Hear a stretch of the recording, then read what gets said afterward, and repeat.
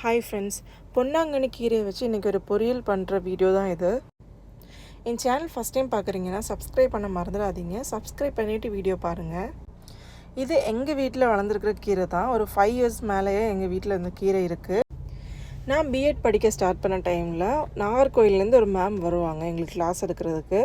அப்போ அவங்க தோட்டத்துலேயும் அவங்க வீட்டிலலாம் இந்த கீரை நட்டு வளர்த்திட்டு இருந்தாங்க. அப்போ அவங்க வரும்போது கொஞ்சம் செடி எங்களுக்கு கொண்டு கிளாஸில் எல்லாருக்கும் கொடுத்தாங்க. அன்னைக்கு நான் வாங்கிட்டு வீட்டில் வச்சது தான். அன்னையிலேருந்து ஒரு 5 இயர்ஸ் மேலே ஆயிடுச்சு. இப்போது அது எங்கள் வீட்டில் நிறைய இருக்குது. எங்கள் வீட்டோட ஒரு சைடு ஃபுல்லாகவே நாங்கள் இந்த கீரை வச்சுருக்கோம். நாங்கள் இருக்கிற இடத்துல இந்த கீரை கிடைக்க ரொம்பவே கஷ்டம். இந்த நாகர்கோயில் சைடு அங்கெல்லாம் டெய்லி இந்த மாதிரி கீரை கிடைக்கும். ஸோ எங்கள் வீட்டிலே இந்த கீரை இருக்கிறதுனால நாங்கள் வீக்லி ஒன்ஸ் இந்த கீரை நாங்கள் எடுத்துப்போம். இப்போ நான் கொஞ்சம் நிறைய கீரையே பறிச்சிட்டேன். ஏன்னா நம்ம கீரை பொரியல் பண்ணி வரும்போது கொஞ்சமாக தான் கிடைக்கும். ஸோ அதனால் நான் நிறைய கீரை எடுத்துக்கிட்டேன். நான் இதில் இலையை மட்டும் தான் எடுத்து போட போகிறேன். ஸோ இலையெல்லாம் தனியாக எடுத்து வச்சுட்டேன். பொரியல்னால் மலையாளத்தில் தோரன்னு சொல்லுவாங்க. இப்போ பொரியல் பண்ணுறதுக்கு நம்ம என்ன வெஜிடபிள்ஸ் எடுத்தாலும் சிலவங்க ஃபஸ்ட்டு வெங்காயம் யூஸ் பண்ணுவாங்க. வெங்காயம் சின்னதாக கட் பண்ணி யூஸ் பண்ணுவாங்க. நம்ம இதில் கீரை பண்ணுறதுனால சின்ன வெங்காயம் தான் யூஸ் பண்ண போகிறோம்.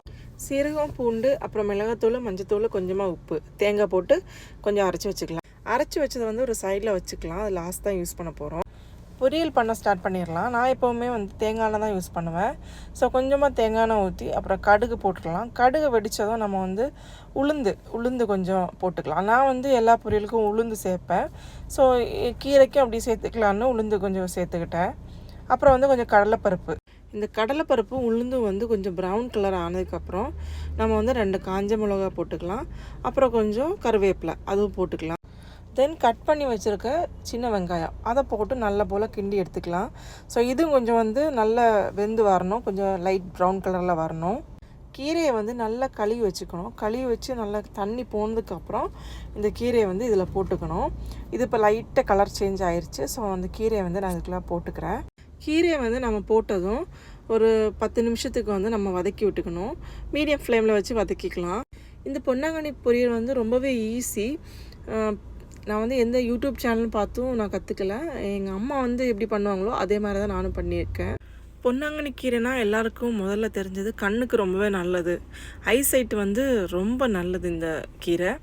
தென் மேல் அண்ட் ஃபீமேல் போத் ஜெண்டருக்கும் நம்ம ஸ்கின்னுக்கு ரொம்ப நல்லது. ஸ்கின் பிரைட்டாக காட்டுறதுக்கு ரொம்ப யூஸ்ஃபுல்லாக இருக்கும் இந்த கீரை.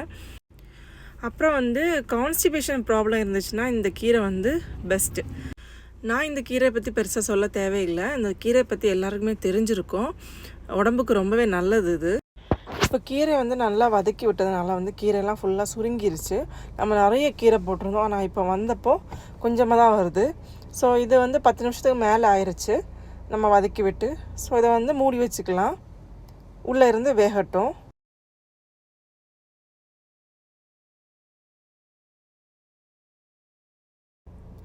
இப்போ ஹாஃப் வெந்துருச்சு. நம்ம இப்போ அரைச்சி வச்சுருக்க தேங்காய் இந்த டைமில் நம்ம போட்டுக்கலாம். நான் தேங்காய் ரொம்ப அரைச்சி எடுத்துக்கல. கொஞ்சமாக பொரியலுக்கு தேவையானது மாதிரி தான் அரைச்சிருக்கேன். இந்த மாதிரி போட்டுக்கலாம்.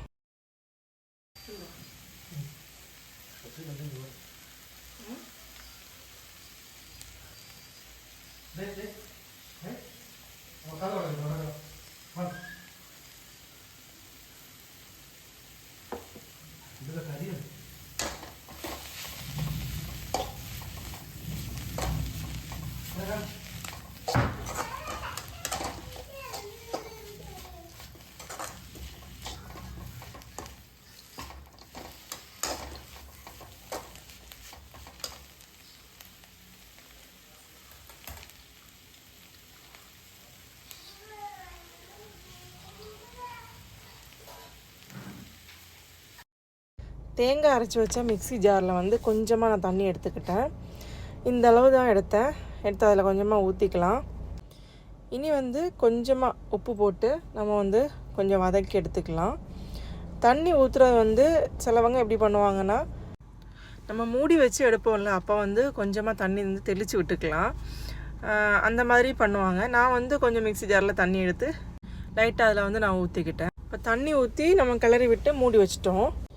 ஒரு 5 மினிட்ஸ் வந்து இப்படியே வேகட்டும். இப்போ ஓப்பன் பண்ணி பார்த்துக்கலாம்.